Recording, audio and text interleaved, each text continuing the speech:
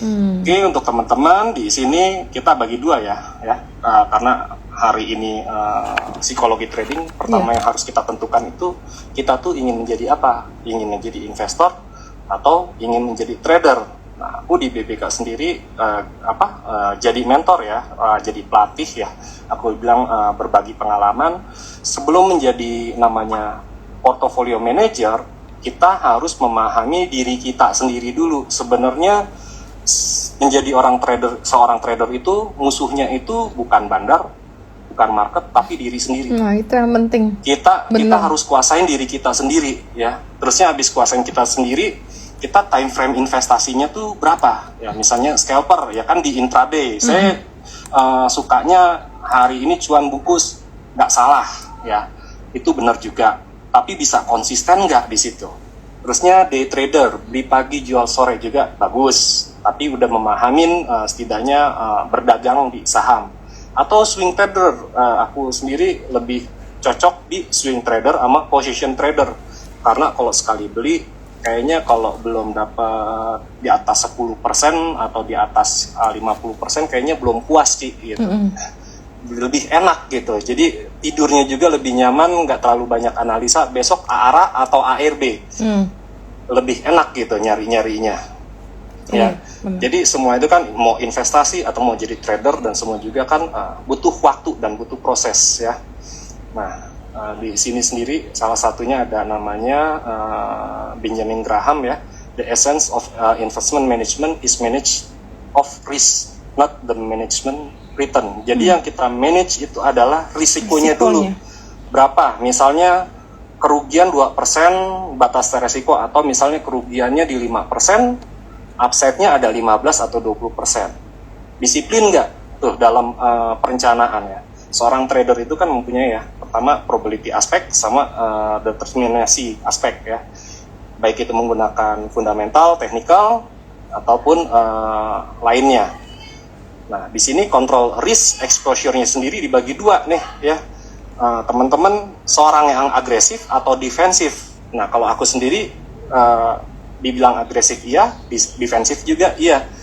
Ya, karena memaksimalkan probability sama meminimaliskan resiko. Jadi aku gak combine, aku masuknya ke moderate antara agresif dan defensif. Dan di BBK juga masuknya sih ke moderate. Oke, next ya. Ini banyak banget teman-teman mendahulukan metode. Banyak kesalahan. Metode tuh maksudnya apa sih metode? Banyak melakukan technical, bandarmologi, A, B, C, fundamental. Yang paling menentukan itu adalah diri sendiri, adalah psikologi kitanya sendiri. Aku bilang musuhnya kita tuh bukannya market, tapi kita. Kita bisa nggak kuasain diri kita? Kalau kita bisa kuasain kita bisa kontrol the money.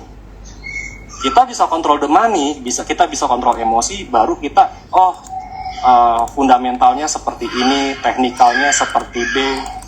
Akhirnya secara perjalanan waktu itu sendiri profit akan datang. Sebenarnya lagi kayak trading system ya, mau itu pakai AMI broker, mau ikut bot chart ya, ataupun misalnya pakai yang lain-lainnya, itu hanya 20%. Yang 80%-nya apa? Ya ini. Yang 80%-nya adalah psikologi, money management, disiplin, kuasai emosi. Selebihnya baru trading system, technical dan lain-lainnya. Dari situ ya. Mungkin teman-teman juga paham. Ada nggak sih namanya setiap ini fear and greed?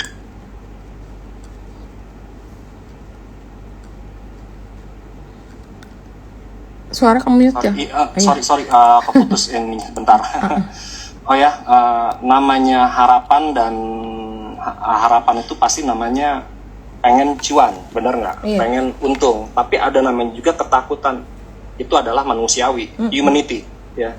Tapi kalau kita mengerti money management, diversifikasi portofolio, kapan waktu average up, average down, terusnya kita mempunyai prepare trading plan-nya. Yang paling utama adalah protect aset. Kalau Warren Buffett bilang, jangan kalah, jangan hilang the money ya. Don't lose the money. The rules number 1, the rules number 2, read the rules number one. Jadi yang paling utama adalah protect asset. Misal kita modal 100 juta atau 10 juta, jangan kehilangan 100 juta kita. Kalau bisa pertahankan 100 juta. Dan yang paling bagus itu bertumbuh. Jadi kalau misalnya ada waktu cut loss, tapi dapat saham yang returnnya untuk membalikan cut loss, why not gitu. Seperti itu ya. Selalu melihat backtesting diri kita, melakukan jurnal. Nah, aku selama teman-teman tuh selalu, apa sih kesalahan kita 1 minggu ini, kenapa sih portofolio kita berkurang atau tumbuh? Kita selalu melakukan review. Apa yang tidak bagus kita jadikan pelajaran, yang bagusnya kita menjadikan pelajaran juga, kita pertahankan, seperti itu. Jadi di market, aku sendiri sama Pak Gide, sama Pak Alfati sendiri, aku bilang guru kita adalah market. Jadi bukan gurunya yang paling wah si A nih karena profesor, doktor ini nomor 1. Kalau buat aku enggak. Guru terbesar aku sendiri adalah market. Karena kenapa? Aku di market, aku di pasar, baik itu di saham, forex dan lain-lainnya, aku masih sampai sekarang masih tetap belajar. Benar. Kalau saya nggak belajar, artinya ya game is over, udah selesai, udah nggak ada lagi pelajaran yang bisa aku ambil. Ya untuk apa lagi di pasar? Dan aku masih belajar tentang ekonomi, makro, mikro. Aku belajar sama Cerita, aku belajar sama Kevin Lee dan lain-lain. Buat aku semuanya guru, Mang Amsi apalagi. Dari dari bawah ke atas. Semua. Hebat buat aku kayak Mang Amsi itu sendiri. Nah, di psikologinya ini sendiri ya, yang pertama harus kita garis bawain, aku belajar juga dari teman-teman. We learn. After we learn, we can earn. We remove the L. Jadi di sini kita belajar dulu. Kalau kita menikmati proses dari belajar, akhirnya kita dapat earn. Kita mendapatkan sesuatu. Benar. Ya kan? Iya. Jadi mau nggak kita belajar setiap hari? Aku belajar sama Cerita, aku belajar sama Cuai, aku belajar sama Kang Edi, aku belajar sama Cynthia. Semua yang ada di market, aku belajar sama Arwani, Alfat, tetap belajar. Nah, di sini human factor and trading system ini aku bagi jadi 3 ya. Baik itu psikologi, skill, disiplin, sama bad trader. Nah, biasanya ini banyak banget nih. Di sini biasanya kalau ikut Cerita, apa nih stock pick-nya hari Minggu? Ya aku nggak bagi stock pick ya Ci ya. Iya. Cuma nanti teman-teman sendiri mungkin the last. Ya, di sini aku lihat ada trade for money only. Ya pastilah semua orang itu berdagang untuk cari duit. Tapi melakukan research nggak? Passion untuk belajarnya ada nggak? Nah itu biasanya lag di sana Ci. Ya kan? Benar. Terusnya kedua di psikologi, ada berita FOMO beli. Iya. Harga atas. Aduh nyangkut ya kan. Wah, udah nyangkut 30-40% bilangnya investing. Begitu naik 5-10% jual.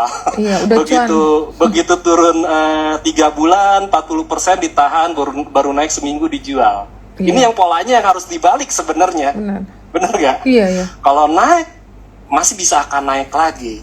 Kayak waktu itu Cerita sempat aku dibully ya di salah satu LPPF di tahun 2021. Waktu itu Cerita nge-call LPPF di bawah 2000. Aku beli, aku hold. Kalau nggak salah itu 3 bulan itu aku dapat return lumayan, berapa ya? 120%, 130%. I show. Nih, aku follow Derita, aku bisa kok dapat dalam 3 bulan 120%, 30%. Ini balik lagi psikologi, skill, disiplin. Dan research nggak, melakukan research nggak?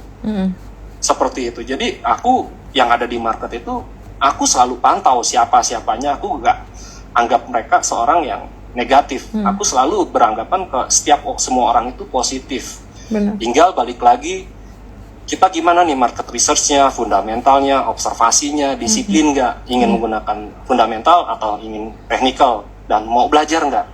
Risk management-nya seperti apa? Terusnya time frame-nya bagaimana? Backtesting-nya bagaimana? Ini paling penting banget. Nanti ini aku bagikan untuk teman-teman juga. Gratis ya. Lalu analisa top down ya. Top down-nya itu dari ekonomi, sektor, dari perusahaan ataupun bottom approach dari perusahaan ke sektor ke ekonominya seperti apa. Selalu belajar. Misalnya yang lagi hangatnya di sini kemarin inflasi Amerika mereda, investor tetap aja. Sebenarnya inflasi targetnya Amerika sendiri kan targetnya 2%. Kemarin belum turun 2% aja belum. Sekarang masih 7,7. Berarti masih ada 5%-an lagi ya, ya targetnya si Amerika untuk menekan inflasi. Ya, untuk sekarang sementara market lagi ini nikmatin, enjoy dulu aja, enjoy the ride ya. Terusnya di sisi lain juga Amerika udah mulai nih pemilu nih Ci, pemilihan Senat, ya kan. Nah, buat aku nih sebenarnya opportunity maksudnya 2023 itu Indonesia 2024 akan ada namanya pemilu, ada pilkada, dan dibarengin juga sama Amerika. Itu akan banyak banget tweet-tweet masuk. Jadi kata orang katanya tahun depan gelap. Balik lagi, kalau misalnya tahun depan gelap, Amerika lebih gelap, mungkin yang lain lebih gelap. Karena tahun depan itu tahun pemilu, udah mulai startingnya tuh ya dari sekarang. Duit itu akan banyak beredar-beredar di capital market. Ini sebenarnya opportunity buat aku ya. Tinggal kalian mengolah data raw-nya itu menjadi apa, baik itu dari fundamental, technical, ekonominya bagaimana. Tambah lagi Rusia ya udah announce ada 12 negara yang akan join BRICS. Ya aku sangat senang banget misalnya si Indonesia ikut join di BRICS. Tinggal Google aja apa sih BRICS ya. BRICS itu seperti Uni Eropa ataupun Amerika. Dia Brazil, Rusia, India, Cina sama South Africa, dan tidak menutup kemungkinan negara-negara lainnya juga. Mereka kedepannya berdagang nanti kedepannya tidak menggunakan dolar, tapi dengan mata uangnya masing-masing. Contoh, Indonesia melakukan beli material di Cina menggunakan yuan. Begitu juga nanti Cina beli material di Indonesia menggunakan rupiah, tidak lagi menggunakan dolar. Itu yang bisa dikatakan dulu Bu Sri Mulyani itu dedolarisasi ya Ci ya. Jadi ketergantungan terhadap dolar akan berkurang. Nah ini yang dikhawatirkan sama Amerika sebenarnya. Gitu. Kalau misalnya Indonesia tidak BRICS ini tidak lagi menggunakan dolar seperti itu. Oke, ini salah satu dari top up ya, top to the bottom ya. Nextnya kayak kemarin kan banyak banget nih isu-isu resesi dan lain-lain. Kemarin aku dengan The Origin kita udah nggak pakai bahas resesi lagi dan lain-lain. Tapi yang kita bikin kemarin di hari Minggu lalu, kita lihat outlook 2023 apa sih arahnya Indonesia, apa sih sektor-sektornya. Jadi kita udah nggak bahas resesi ataupun stagflasi dan lain-lain. Karena kenapa? Tahun depan itu adalah tahun yang sangat bagus buat saya, dan misalnya ada terkoreksi ya saatnya beli saham-saham yang memiliki fundamental cukup bagus ya, apalagi tidak dalam bentuk hutang dolar. Nah itulah pilih tuh saham-saham yang kayak gitu, equity rasionya paling bagus tuh ya seperti itu ya. Indonesia kalau nggak salah sekarang jadi di ASEAN itu menjadi nomor 1 ya untuk pemilihan foreign direct investment itu nomor 1 di Indonesia untuk investasi. Nah asingnya aja betah di Indonesia, kenapa kita harus ditakut-takutin sih? Benar. Sebenarnya. Makanya gue bilang ya kita pengen jadi narasumber itu yang selalu positif untuk Indonesia, tapi kalau yang selalu berpikiran negatif kita tidak ingin menjadikan narasumber. Karena Indonesia itu dari kita track record dari 98 misalnya ya, oke lah BCA tahun 2002 maaf, sampai sekarang IHSG itu bullish. Kalaupun turun itu terkorektif. Waktu koreksi itu kan namanya ada siklus ya, ada siklus. Mungkin ada yang percaya dengan namanya siklus 3 tahun, ada yang percaya namanya siklus 1 tahun, ada yang percaya namanya siklus 5 tahun, 10 tahun. Ya kepercayaan itu kan setiap orang-orang berbeda-beda. Tapi kalau buat saya di saat ada terkoreksi itu ya belilah saham-saham yang memiliki fundamental bagus. Misalnya kayak Astra, Telkom, BRI, Mandiri. Karena nanti di saat recovery itu dulu yang akan bergerak. Dan kalau nggak salah di BBK salah satu mentor Adi Subrata, dia punya average BNI itu di 2.900 atau di 3.100 dan masih nge-hold sih.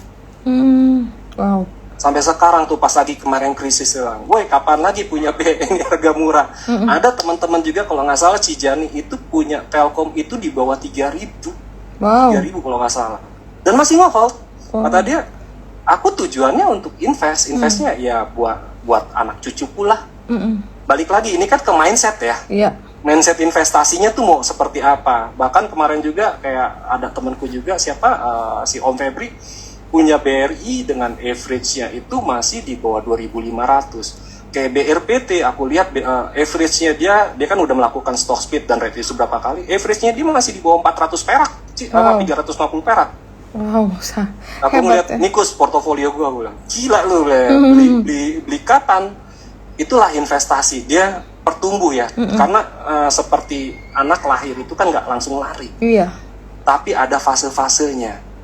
Seperti itu ya. Ini pertumbuhan ekonomi Indonesia juga, bahkan proyeksi IMF sendiri masih di atas 5%. Kenapa kita harus takut Iya. dengan berita-berita yang di luar? Positif lah terhadap Indonesia.